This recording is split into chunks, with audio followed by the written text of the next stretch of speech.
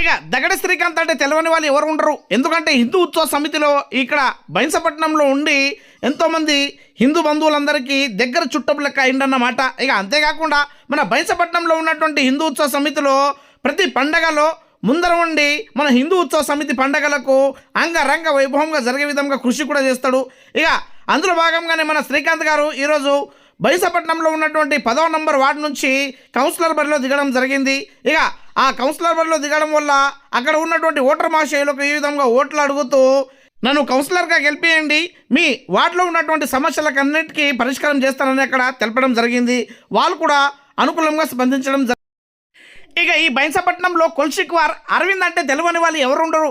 ఇక అన్న ప్రజాసేవ చేద్దామనే ఉద్దేశంతో ఈరోజు ఏదైతే మన బైన్సపట్నంలో ఉన్నటువంటి 9వ నంబర్ వార్డు ఉందో ఆ వార్డులో కౌన్సిలర్గా పోటీ చేస్తున్నాడన్నమాట.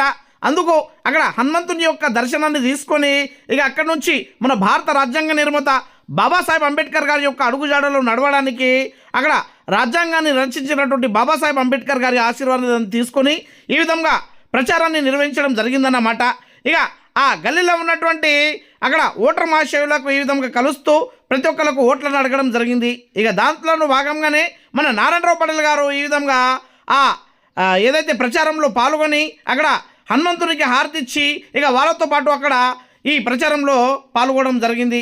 ఇక కౌన్సిలర్ అభ్యర్థిగా మన అరవింద్ అన్న గారి యొక్క సత్యమణి అయినటువంటి మన మాధవి గారు ఇక్కడ నుంచి పోటీ చేస్తున్నారు కాబట్టి దానికోసం ఆ గల్లీలో ఉన్నటువంటి వార్డులో ఉన్నటువంటి ఓటర్ శైలు అందరూ ఎంతో ఆప్యాయతగా ప్రేమగా అనుకూలంగా స్పందిస్తూ ప్రతి ఒక్కరు ఈ విధంగా అక్కడ ప్రేమగా వాళ్ళకు పలకరిస్తూ ఖచ్చితంగా అమ్మ మీలాంటి వాళ్ళు వస్తేనే ఇక్కడ అభివృద్ధి జరుగుతుంది, ఇక్కడ రోడ్లు బాగలేవు, డ్రైనేజ్ బాగలేదు, వాటర్ సరిగా వస్తలేదు, వీధి దీపాలు కరెక్ట్ లేవు, మీలాంటి వాళ్ళు చదువుకున్న వాళ్ళు మేధావులు అదేవిధంగా ఇంతకుముందు మన కుబీర్ గ్రామం సర్పంచ్గా చేసినటువంటి అనుభవం కూడా ఉన్నది కాబట్టి మీలాంటి అనుభవజ్ఞులు వస్తే ఈ వార్డు డెవలప్మెంట్ అవుతుంది కాబట్టి ఖచ్చితంగా మిమ్మల్ని ఇక్కడ నుంచి ఎన్నుకుంటామని అక్కడ మాట ఇవ్వడం జరిగిందన్నమాట.